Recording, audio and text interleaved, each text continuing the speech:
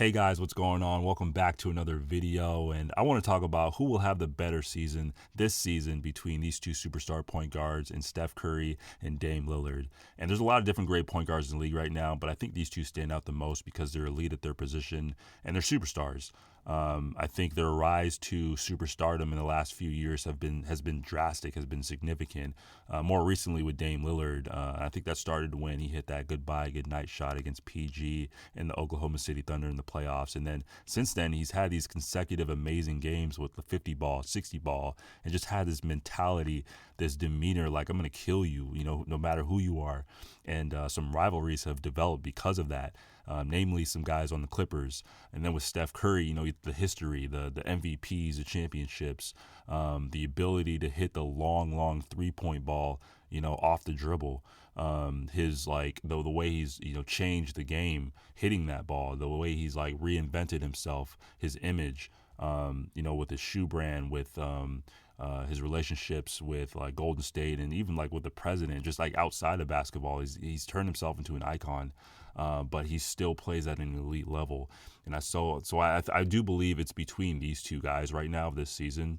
And we talk about the point guard position a lot. I think because the other positions, there's always kind of been this unanimous like this is the guy, with Kobe and with LeBron. But in the last 15, 20 years, there's been all these different great point guards. If you ask somebody, during this span, who's the best point guard, I believe you're going to get a different answer. That's how many great point guards there's been.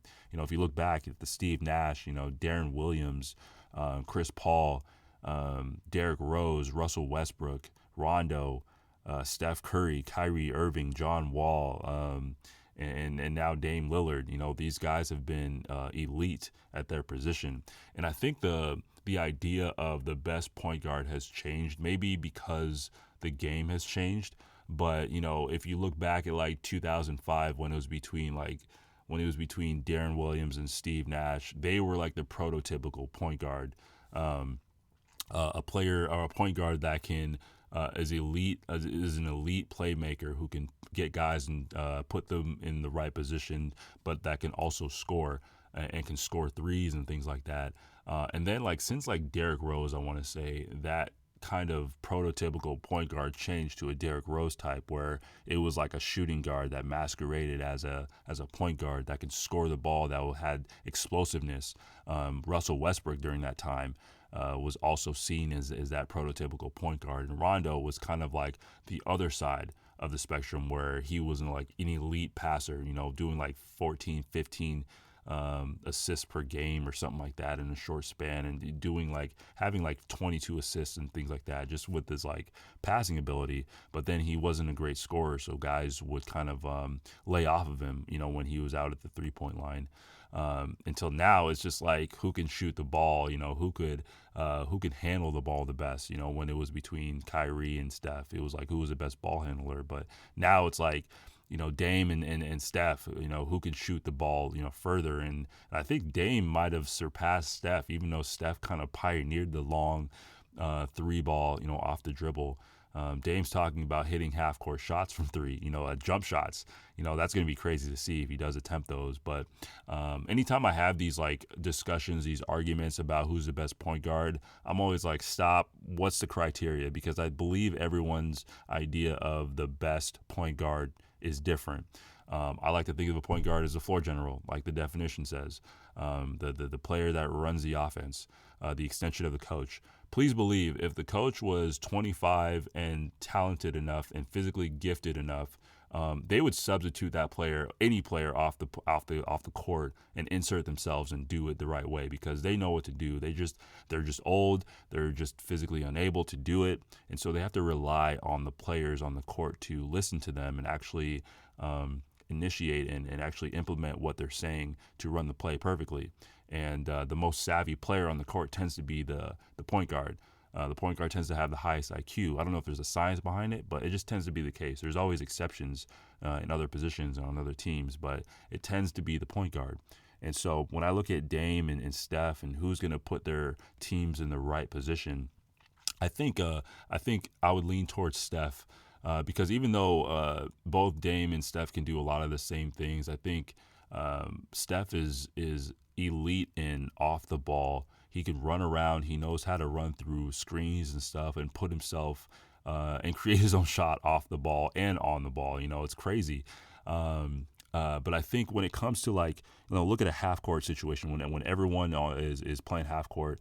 I think more so Dame, even though he can make shots from half court and any pretty much anywhere is within his range, he can make those, or he can attempt those shots like 10 seconds into the shot clock. And I don't think that is like the greatest shot. I think that's what PG was trying to say. He just kind of said it wrong when he said that's a bad shot.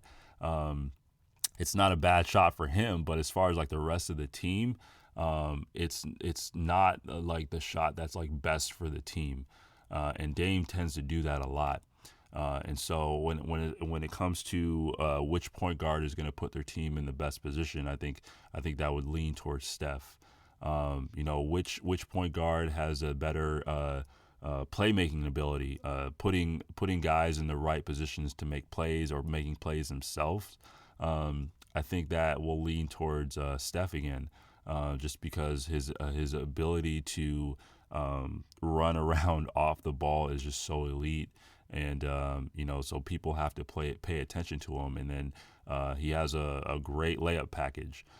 Same with Kyrie, has a great layup package, and Steph can drive to the basket, do a floater, or pass it out. He has some guys that can shoot the three ball, with Clay out, but like with other guys, like Kelly Oubre and Andrew Wiggins can hit the three, even though he's kind of known as a slasher. And then on a defensive end, these guys are both not great. But I would give the edge to Dame because he is stronger than Steph and can actually impose his I guess physicality on other players, even like a shooting guard. That's how kind of built Dame is.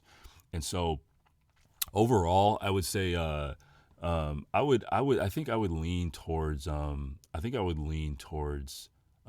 Dame in this scenario. With all things considered, who's going to put their team in the best position, who's going to score the ball, because that's also a main thing, who's going to have higher assist totals.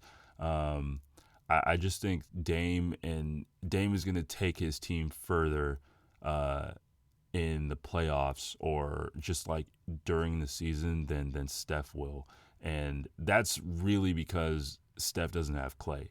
I think if Steph had Clay, I think that will change some things, just because that speaks so much to Clay. But maybe it's a blessing in disguise. We thought last year was going to be the chance that we would see Steph without Clay, to see what kind of player he is and if he can turn into an MVP type player without Clay.